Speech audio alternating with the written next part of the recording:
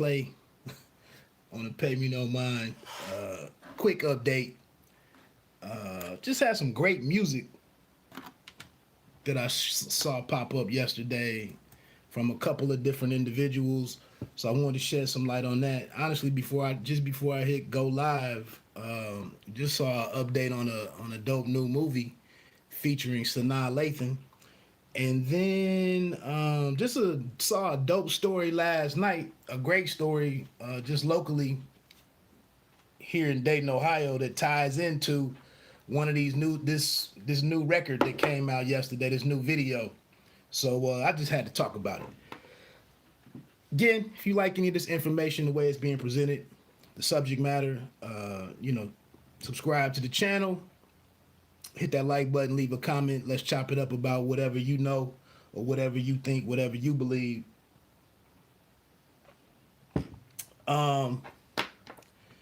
So first things first, I did see where I'm not a big DJ Khaled fan. I don't have any reason not to like Khaled, but yesterday they rolled out on at least Nas's Instagram, probably Khaled's Instagram. I don't follow him, and maybe even something associated with Jay-Z. But they have a new record coming out called Sorry Not Sorry. They just show you like this. It's basically like maybe it's in Vegas or Atlantic City or something, probably Vegas. A lot of Vegas lights, some kind of casino atmosphere, and it's Nas and Jay-Z at a bar or a table smoking cigars and just doing all the incredible shit that most of us, 99.9% of us can't do because we didn't just blow up from the crypto base or whatever that shit was a couple weeks ago. So crypto chain, something, whatever it was that not Coinbase, maybe it was Coinbase that Nas was involved in, and then you saw the sales of some different sales from Jay-Z. That's some of that was debatable, but it's just grown man stuff. But anyway, Khaled I guess has an album coming out. I believe that one drops tomorrow. It's called Khaled. Features all of the Bieber is on there, Timberlake, a whole lot of other individuals. Again, I'm not really. I don't really know what to do with Khaled, but he's able to stay in the mix in the middle of everything. So shout to him. Actually, I should have just started with the movie that I saw that's coming out sometime soon, since that's the only movie. But looks like Sanaa Lathan has some project that'll be popping up on Netflix. It's a mystery where she plays an investigative journalist. And I believe the name of the movie is called Hit and Run. That's on her Instagram account. I see Sanaa Lathan, I stopped. And so I thought it was dope that she has a new project coming out. Getting back to the music though. So I told you a couple weeks ago that there's this Apollo Brown produced R&B project that's coming out with singer Raheem Devaughn, one of my favorite dudes over the past, 20 years. Maybe even a little over 20 years, right around 20 years at this point. But, Raheem Devaughn has, he came along at the wrong time, honestly, for R&B music and kind of neo-soul music, I guess. But he continues to put out good projects. What's special about this, the album is called LoveSick. It's 2 singles out there right now. Today you can stream this joint called Zaddy, Zaddy. The interesting thing here is that Apollo Brown is primarily a hip-hop producer. That's what he's been to this point. But now he's venturing out beyond, rap music and boom bap and what he does on that side. And he set out to make this R&B project. And so far, the 2 singles, I think the first song was called When a Man or something. But it's all sampled music, And so I'm just very intrigued to see how Apollo Brown can pull this off to make a dope album, a dope R&B album, R&B soul. So I'm pretty positive that Raheem Devaughn will deliver his side of it in writing and singing. I just want to know what all the production is going to sound like. So that album, I think, comes out. The album's called Lovesick. Again, it comes out June 4th. You know, we don't really deal with love music, ballads, and slow jams in the community anymore. That's really not where. I mean, that's not how they music right now. So I like that they're taking this risk to return things to you know, a state that I used to appreciate. You see right now how much damage so what is it? Soul Sonic with Anderson Paak and Bruno. You see how much noise that song is making, and that's kind of old school traditional R&B. So they might be on time with that. The other thing that came out yesterday that really was the reason why I did this live stream was one of my favorite artists. I know I'm only talking to like one out of every 7 or 8 brothers that's out there that even has the interest, you know, and is even tuned into the frequency to really appreciate this record. But this is the dopest shit that I heard in a while. But the artist is Skyzoo. He has a new album coming out. All the Brilliant Things is the name of it. It drops June 11th. He put out the track list a couple of weeks ago. I was super excited. Looks like it's about 15 songs on there, maybe 16, 14 to 16, somewhere in there. But Skyzoo, man, is just a very thoughtful brother. And just putting together really dope projects. Like I said, last year, in 2020, he actually put out an EP celebrating fatherhood or Black fatherhood. His experience as a father. What's up, Jamal? And, you know, I hear the community talking all of this stuff about black fathers not being recognized. For those that are fortunate to be fathers, I'm not a father. I hear all of this stuff about black fathers and not being recognized and yada, yada, yada. But then this album came out and it was a well thought out celebration of black fatherhood. And I can't find a YouTube channel that even talked about it. So that's why I talked about it. But this new joint that's coming out, All the Brilliant Things. The first video just came out yesterday. It's a song called Bed-Stuy Is Burning. For those of you that like jazz, I know, again, I'm talking to like one out of every 15 brothers probably who even knows what the hell jazz is. I like jazz. It's basically a jazz record. Skyzoo actually does like a jazz series on Sunday mornings where he, on his Instagram page, he talks about whatever jazz album he's spending the day with, so to speak. I think he even started curating like a jazz playlist on Spotify or something that was built off. It was an extension of his Sunday jazz thing. So anyway, this record is real. It's real jazzy. Actually, it's a group called Hypnotic Brass Ensemble. I'm thinking it's some jazz musicians out of Brooklyn or out of New York City. They actually play some horns on the track. It's just, the track is dope, man. It's real 40-year-old hip hop fan type stuff. I don't even think it's any profanity in the song, no N-word. But what the song deals with, though, is gentrification. And a lot of us, you know, especially I'm here in the Midwest, we don't really understand what the hell gentrification is, but we've been hearing about it for 10, 15 years now. And incidentally, as I was finishing my bike ride over the weekend, I caught this show on Sirius XM, Urban Alternative, and the host of the show was dealing with gentrification. There was a bunch of callers that called in from New York City talking about it. So it was right on time with this. But you know, it's expensive as hell to live in New York City. And it's not a lot of factory jobs there. It's not a lot of good paying jobs in New York. And so this gentrification is happening. And I just keep hearing cats from New York complain about this. But one thing that was interesting, one of the people that called in said that some of these buildings, so the rent is controlled for lower economic people that make less money so that they can stay in certain places. And so some of these buildings have rich people in them and poor families in them where they have these rent controlled properties. Well, one thing that's happening here that I was not familiar with is these buildings actually have separate entrances for the rich people and the poorer people that live in the building. And that just blew my mind away to think that that's going on right now. And I'm not on no real rate, that's racism, yada, yada, yada, as much as I'm just saying,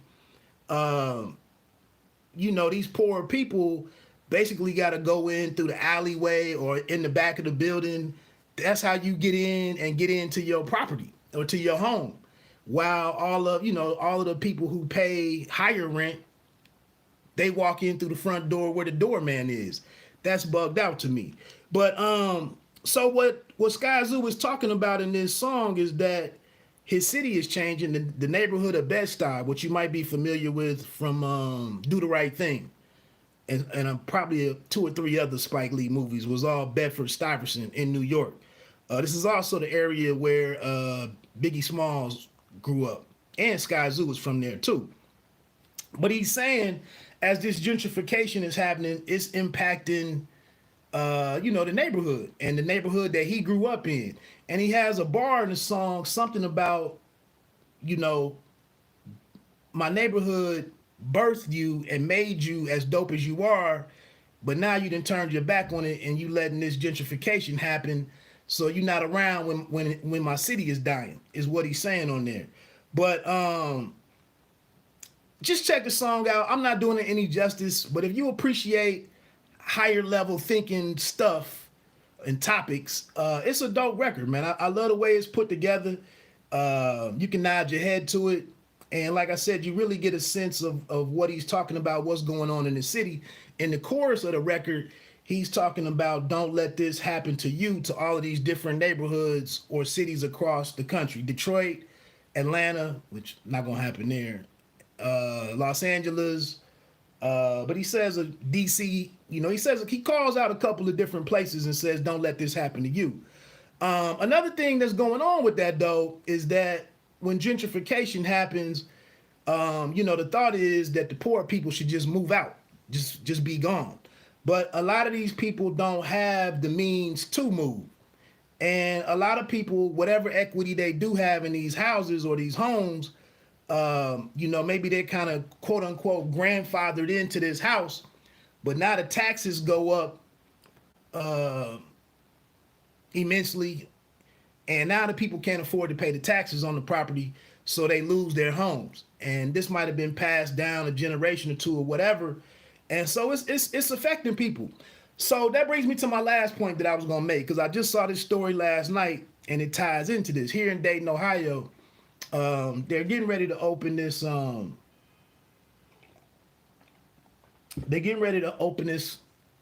collective, co-op. Maybe it's a co-op, but it's a it's a grocery store basically.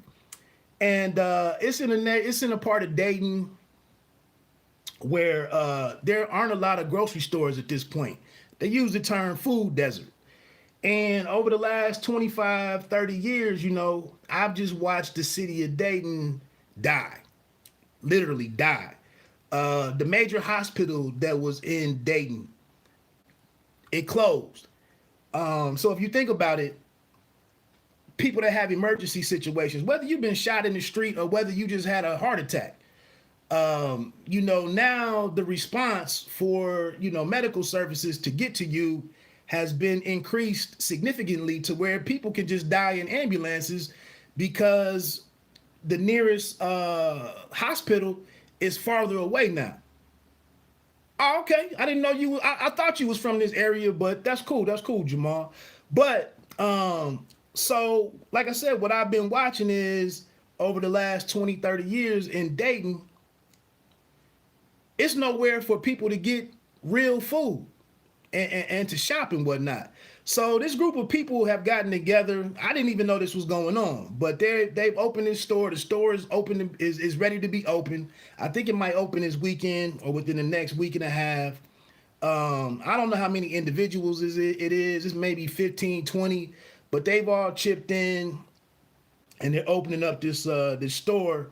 And my hope is again, as a community, that store, that parking lot, the store front, like all of that should stay immaculate. Like the people in the neighborhood should respect what those people have tried to the service that they're trying to provide to the city and to the neighborhood.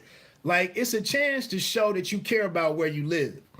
And that's kind of what happened in helping to kill the city. Was a lot of these stores that were in Dayton, it became unsafe to shop there. It became where you didn't feel safe going there to shop because you just had you had younger people just sitting around wilding and making people uncomfortable. People stopped spending their money. So speaking of this gentrification that I was just talking about from Skyzoo's song, there's this highway here, Jamal will know about it, but there's this highway here called I-675 that loops around the city. Well, maybe 10 or 12 years ago, I started recognizing that all of the businesses, the mall, the Salem Mall, the hospitals, everything that closed down and died in Dayton, all transferred over to this 675 and popped up out there. Now it's big ass hospitals. It's like luxury, not luxury malls, but like it's malls with like all kind of designer clothing, outdoor malls and restaurants and all of that type of stuff. And now that's where people go to enjoy life and to live. It's even a strip club over that way too. Where at specifically? I think you talking about by the Dayton Mall. So, like I said, I don't understand gentrification from the city of New York, but I have seen the impact of gentrification. I don't know if that'd be considered redlining, but I have seen Dayton die and all of these neighboring suburbs pop up with all of the amenities that you would want, the better school systems, diamonds. Oh, okay. Yeah, I know what you're talking about. That's kind of close to, that's kind of getting into Centerville though, I think, right? But anyway, so like I said, the song I think is important. The project is, I'm excited to when the project comes out, June 11th. Like I said, man, I know I'm only talking to like one of every 8 brothers that would even be interested in this type of music, but that's what I mess with. The dope thing that I saw was on his Instagram page, there were, yeah, okay. Yeah, that's out there. I mean, and you know that Centerville has kind of went through some changes itself, and that's why more or less, you know, Beaver Creek is more popping. And I can't even, Springboro. The old Centerville like moved further south to Springboro. And you see they have that Austin Landing out there in Springboro where they have like all of the it's a bunch of restaurants out there, different kind of shopping. They do like they have like live music out there in the summertime and whatnot. Again, it's people living their life, enjoying life, having a good time, and you don't feel threatened. And it's a chance for businesses and vendors and whatnot and restaurant owners and whatnot to make money and to earn a living. All of that stuff is now gone in Dayton. Jamal, you might know, it was a wing spot in Dayton years ago, which was like the premier watering hole. It was called